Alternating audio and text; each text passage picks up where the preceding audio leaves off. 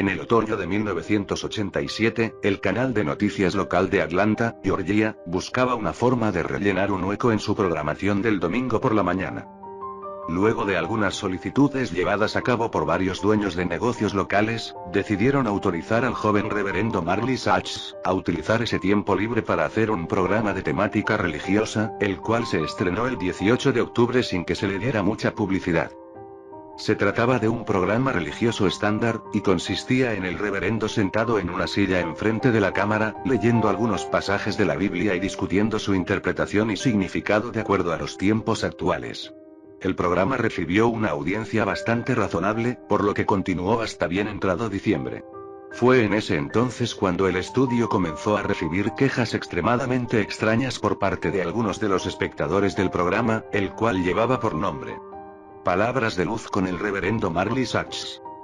Las llamadas eran de mujeres, y solo mujeres, las cuales hacían vagas referencias a sensaciones incómodas que sentían cada ciertos intervalos de tiempo durante el programa.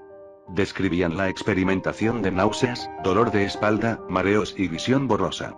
Estas mujeres, por ninguna razón discernible, estaban convencidas de que era la visualización de aquel programa lo que causaba sus síntomas.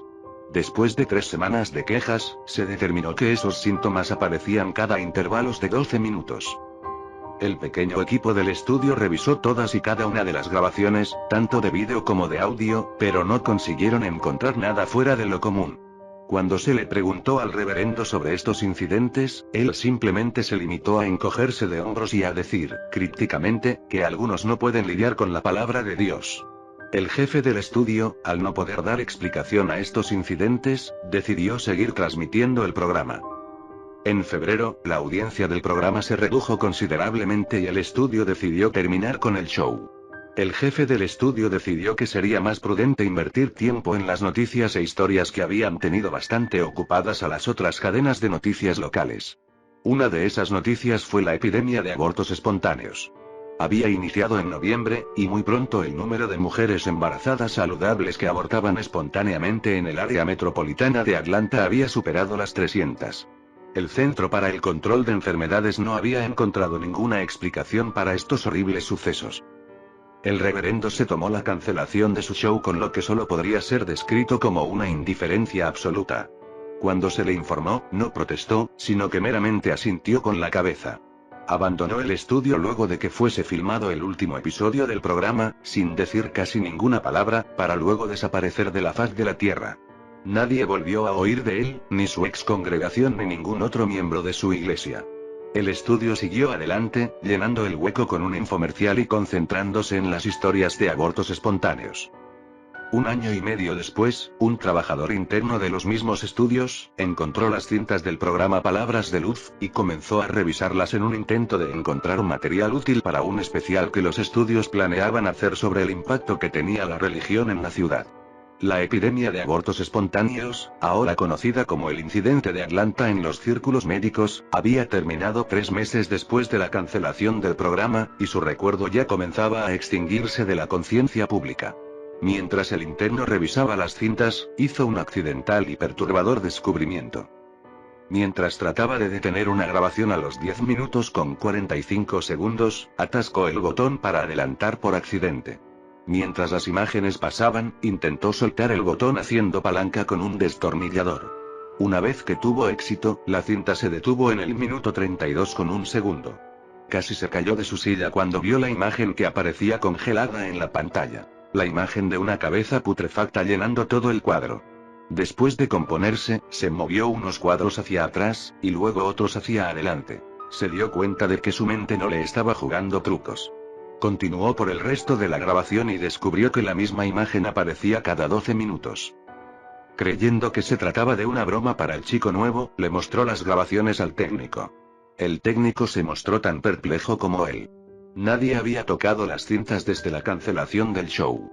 Después de que los estudios cerraran por la noche, el interno convenció al técnico de que le ayudara revisando el resto de las grabaciones. Descubrieron que todos los otros episodios presentaban la misma horrenda anomalía. También descubrieron que a medida que el show progresaba la imagen se hacía más desagradable, viendo cómo gusanos se comían la carne suelta y la piel y cabellos parecían caerse de forma exponencial. El técnico indicó al interno que lo que ellos veían era técnicamente imposible, ya que los vídeos en sí no mostraban signos de haber sido unidos, y él mismo había estado presente en la filmación de todos y cada uno de los episodios, por lo que sabía que no podría haber habido ningún momento en donde la imagen hubiese sido insertada. Todo esto fue presentado al jefe del estudio, quien, temiendo las reacciones que provocaría el poner aquello en el aire, ordenó la destrucción de todas las cintas. Les dijo al interno y al técnico que él no tenía ningún interés en saber qué era lo que estaba pasando, sino que cubrir los pellejos colectivos era lo único importante ahora. Ordenó al interno y al técnico que no mencionaran nada a nadie. El técnico continuó con su vida fácilmente, recordando el incidente como una anécdota oscura y divertida, pero el interno no lo iba a olvidar fácilmente.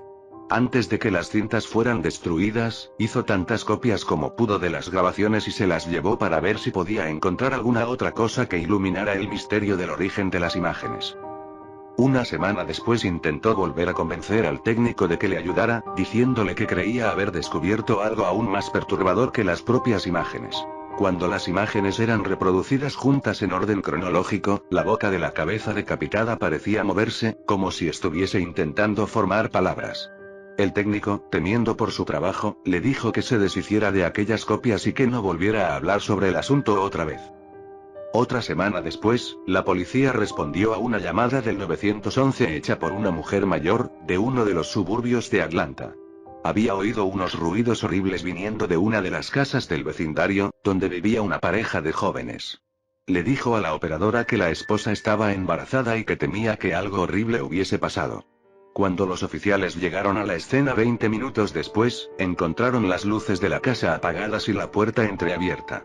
Ingresaron lentamente y siguieron su camino hasta la sala de estar. En su interior encontraron a una mujer, muerta, con su abdomen abierto de un corte. La herida era irregular y había un rastro de sangre que iba desde el cuerpo hasta el sofá en el otro extremo de la habitación. Allí yacía su marido, el interno del estudio, desnudo, con el cuerpo de su moribundo hijo no nacido a sus pies. En su mano sostenía la pieza de metal oxidado que había usado para destripar a su esposa. La televisión estaba encendida, reproduciendo 18 segundos de la silenciosa imagen de una cabeza en descomposición modulando palabras ininteligibles. La historia que los policías cuentan hasta hoy en día dice que, mientras era llevado fuera de su casa, el interno continuó diciendo una y otra vez, entre respiros: "La luz de Dios los llama".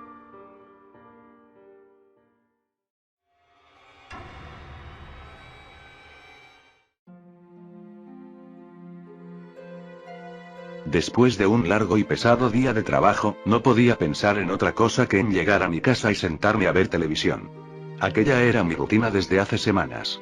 Nada extraordinario, hasta que me di cuenta de que había un defecto con el televisor que, a decir verdad, ya estaba bastante viejo. No sé en qué momento empezó todo, o si alguna vez tuvo un inicio. Solamente prendí la televisión y sintonicé el canal de noticias locales. Ahí me encontré con los reporteros hablando sobre la gran tormenta que, en ese momento, azotaba la localidad en donde vivo. Extrañado, miré por la ventana solo para constatar que no había ninguna tormenta, y que, de hecho, el cielo estaba bastante azul. Sin embargo, al día siguiente la tormenta cayó tal cual habían comentado los reporteros. Para ese momento no podía estar más que confundido. Traté de darle alguna explicación lógica, y no pude llegar a otra conclusión que pensar que se trataba de alguna tormenta pequeña que se estaba moviendo lentamente, y que hasta hoy había llegado al lugar en donde vivo.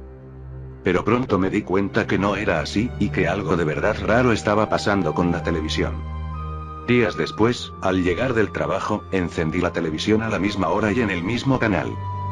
Las noticias reportaban un grave incidente ocurrido a muy temprana hora. Un tren de pasajeros se había descarrilado en las cercanías de mi ciudad, provocando la muerte de 28 personas. Ver en televisión el montón de metales retorcidos me provocó náuseas. No pude hacer nada más que lamentarme por las víctimas, y posteriormente me fui a dormir. A la mañana siguiente, fui despertado por un montón de sirenas de lo que parecían policías, ambulancias y bomberos que se escuchaban a la lejanía. Salí de mi casa, y rumbo al trabajo me enteré de la noticia. Un tren se descarriló, matando a 28 personas. Pero la noticia no me impactó tanto como el hecho de pensar que, por alguna extraña razón, mi televisión parecía estar sintonizando el canal de noticias del día siguiente. Como si la señal del futuro estuviera colándose de alguna u otra forma, permitiéndome conocer las noticias de mañana antes de que éstas incluso pasarán. Más que asustarme, me fascinó la sola idea de saber qué pasaría al día siguiente. Podría saber si caería una tormenta o no, y prepararme. Podría evitar el tráfico al conocer los reportes viales. Evitaría ir a ciertos lugares en los que ocurriría algún accidente o tragedia, para así evitar estar involucrado. Un día, mientras veía la televisión, se me ocurrió una idea brillante. Una vez al mes, al finalizar el noticiero, daban a conocer el número ganador de la lotería. $30 millones a quien adivinara 8 dígitos. Así que era muy difícil que alguien acertara. Pero si veía el programa un día antes, podría conocer los 8 dígitos, y entonces sería millonario. Mañana sería ese día. Salí del trabajo, y me apresuré a llegar a casa. Dejé mis cosas, prendí la televisión ansioso de conocer el resultado de mañana. Pero en lugar del noticiero de siempre, me topé con un ruido blanco y estática por toda la pantalla.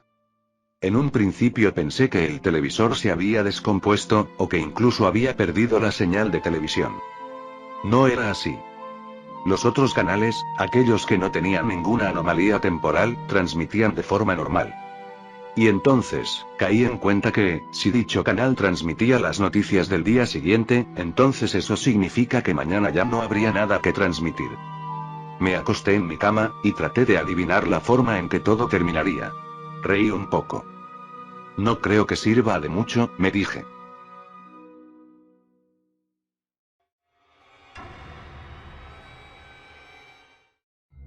Todas las tardes, Ramón se preparaba para ver su serie favorita. Pero en esta ocasión, el clima malograba la señal y, al cabo de un rato, se fue la luz. En medio de la oscuridad, arrojó todo lo que estuvo a su paso hasta que vio por la ventana un destello. A pesar de que no había energía eléctrica, los vecinos tenían encendido un televisor, posiblemente ayudada de un generador. Por su parte, él ni siquiera tenía una lámpara o cerillos para iluminarse, así que se acomodó para ver el televisor de los vecinos aunque fuera de lejos. Apenas había tomado asiento, su aparato se encendió también, aunque no las luces. La imagen se mostraba en blanco y negro, y un tipo de sonrisa exagerada le invitaba a acercarse haciendo ademanes. Con extrañeza, el sujeto volteaba hacia todos lados, como si hubiera alguien más en su casa a quien pudiera estar llamando. Luego de comprobar que estaba solo, se acercó. El hombre de la televisión no hablaba, solo gesticulaba y hacía señas. Al mismo tiempo le enseñaba imágenes a todo color de brutales asesinatos. Las ilustraciones eran grotescas, pero en un sentido morboso, el televidente permanecía esperando la siguiente, porque seguro sería peor. Después de unos minutos se dio cuenta que las víctimas de la escena eran sus vecinos, esos del enorme televisor, y luego escuchó gritos. Desde la ventana veía que alguien los atacaba, así que buscó el celular para llamar a la policía, pero no pudo encontrarlo entre tanta oscuridad. Corrió entonces en su auxilio, pero al llegar, estaban muertos. Temiendo que alguien lo acusara de lo sucedido, volvió a casa. El televisor pasaba el mismo programa extraño, solo que el sujeto de la sonrisa macabra ya no estaba, solo había un hueco oscuro marcando su silueta. Pero la fotografía del asesinato, esa era la más horrenda, porque en ella estaba Ramón.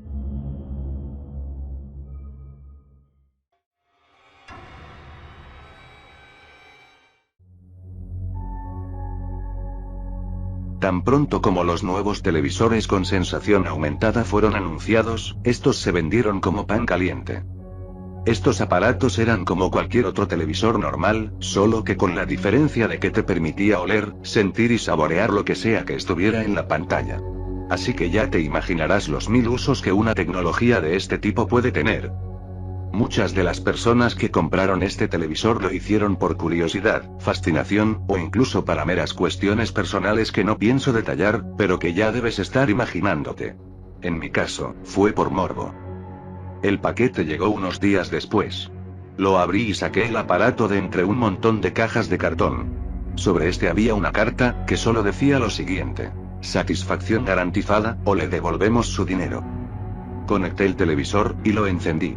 Este tenía 4 niveles de intensidad, lo que permitía tener un mejor control de las sensaciones. Estos eran bajo, medio, alto, y realista. Los 3 primeros solamente se diferenciaban por el grado en el que podías sentir lo que veías por televisión, pero el último, te permitiría experimentar por completo las más puras sensaciones. ¿Usted está a punto de experimentar sensaciones reales? Por favor, sea cuidadoso. Se leía en la pantalla al elegir el nivel realista. Mi objetivo no era otro que poder sentir la muerte en carne propia. Quería saber cómo era morir, pero sin realmente hacerlo. Tras varios minutos cazando alguna noticia que hablara sobre la muerte de alguien, finalmente me encontré con un noticiero que hablaba sobre un hombre que había quedado atrapado entre 2 automóviles después de un trágico accidente. Pude sentir la presión en mi estómago, pude sentir cómo la respiración abandonaba mi cuerpo. Poco a poco, empecé a sentir el frío del metal sobre mi cuerpo, y después noté que el frío recorría todo mi cuerpo hasta consumirme y sumergirme en la más completa oscuridad. Dejé de sentir mis latidos y mi propio calor corporal.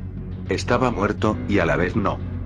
Sentado, inmóvil en mi silla, no podía hacer nada más que tratar de sentir algo. Y pronto noté una extraña sensación de frío que regresaba a mi cuerpo. Traté de ponerle más atención, y fue así como me di cuenta de que ese frío provenía de un montón de manos que sujetaban mis piernas y brazos, jalándome a un lugar desconocido. Podía escucharlos, cientos de gritos de dolor, de súplica, y del más puro horror, pero no podía verlos. Un aparato así te proveía de sensaciones, pero nada más que eso. Lo que necesitabas ver estaba en la pantalla. Llegué a pensar que, en una situación así, era posible morir 2 veces. Me desmayé después de unos segundos, y desperté empapado en sudor. La televisión estaba apagada. Rápidamente la desconecté, y volví a guardarla. No podía pensar en otra cosa que deshacerme del aparato y devolverlo, pero entendí que no podría hacerlo. Satisfacción garantizada, o le devolvemos su dinero.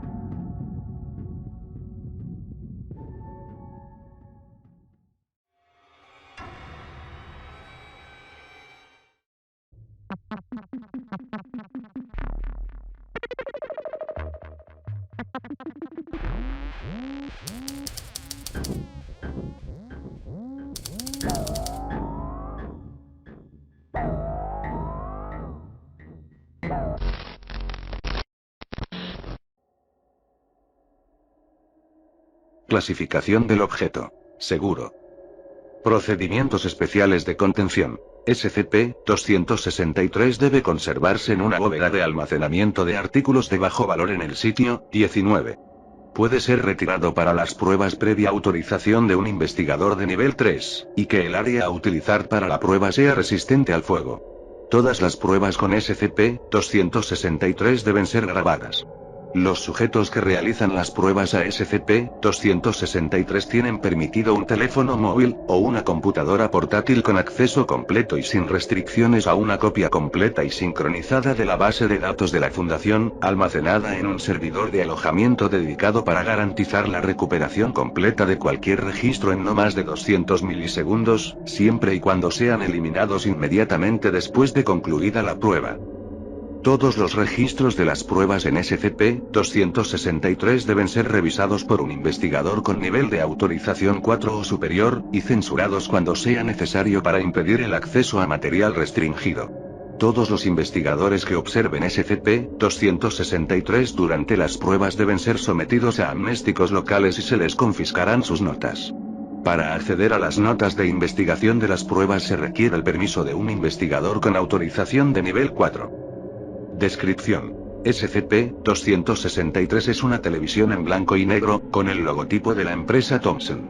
No coincide con ningún modelo conocido de televisión, pero tiene un estilo y una estructura similares a los televisores fabricados en el año 1961. SCP-263 está completamente intacto, pero ha sufrido daños cosméticos menores en la pantalla y el marco. Se ha observado que SCP-263 funciona, aunque no esté conectado a una toma de corriente. Cuando se enciende, el televisor muestra siempre el interior de un estudio, cuyo diseño tiene similitudes con los estudios de los programas de televisión de los años 60. En la pared posterior del estudio se puede observar un gran logo, que dice, "Dineriza o ceniza", en letras grandes y estilizadas, y una pieza de música no identificada se escucha en el estudio en todo momento.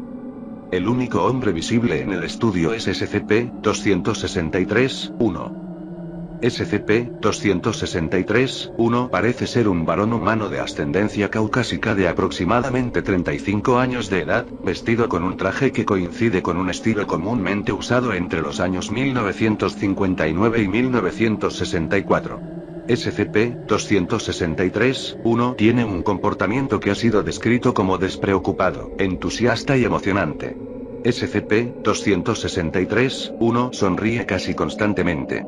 Tan pronto como un humano enciende SCP-263, SCP-263-1 mirará directamente al sujeto y dirá que el sujeto es un nuevo competidor que acaba de sintonizar el show Dineriza o Ceniza.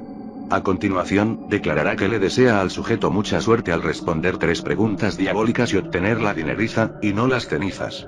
El fraseo exacto de SCP-263-1 varía ligeramente entre cada uso de SCP-263. SCP-263-1 procederá a hacer las preguntas. Estas están siempre relacionadas con el entorno que rodea a SCP-263. Si se encuentra dentro de una estructura completamente cerrada, SCP-263-1 hará preguntas sobre los propietarios, la historia y el diseño de la estructura. Si se encuentra fuera de una estructura cerrada, SCP-263-1 hará preguntas relacionadas con la historia, geología, ecosistema y patrones climáticos del área circundante. En el interior de una instalación de la Fundación, todas las preguntas están relacionadas con varios SCPs en posesión o en los registros de la Fundación o sobre la historia y arquitectura del sitio en el que se almacenan.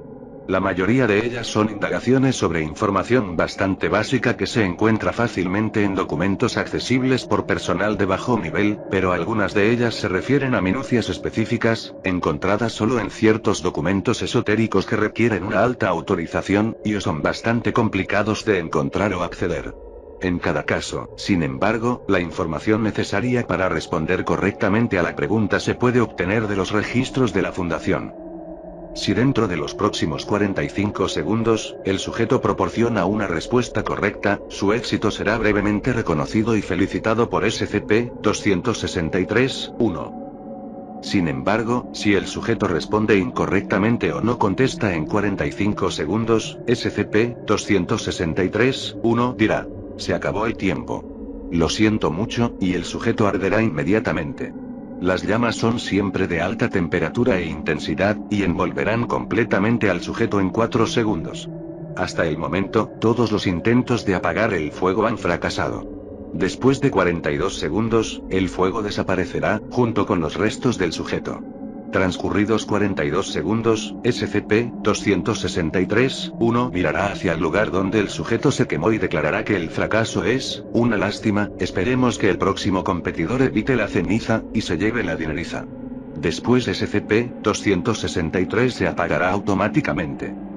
Si durante los 45 segundos el sujeto recibe susurros de alguien, le hablan en voz alta, deja el área directamente delante del SCP-263, o interactúa con una computadora de más de 27 centímetros, SCP-263-1 lo acusará de hacer trampa y lo hará arder de la misma manera descrita anteriormente. SCP-263 se referirá entonces a la menguante ética de la población actual, y SCP-263 se apagará. Los dispositivos electrónicos portátiles, tales como teléfonos móviles, y computadoras portátiles de menos de 27 centímetros no causan que el sujeto se queme, permitiendo así que éste encuentre la información requerida para contestar correctamente a la pregunta dentro del tiempo provisto. Si el sujeto responde correctamente las 3 preguntas, SCP-263-1 dirá: "Felicitaciones, te has ganado la dineriza, aquí está tu premio". SCP-263 se apagará automáticamente y aparecerá un premio delante del sujeto. Los premios entregados por SCP-263 parecen no tener un tema o patrón discernible. Hasta ahora se han otorgado los siguientes premios. Una figura de mármol de un dragón de 5,3 centímetros de largo. La observación microscópica confirmó que presenta detalles de tamaño micrométrico. Valor $48.237.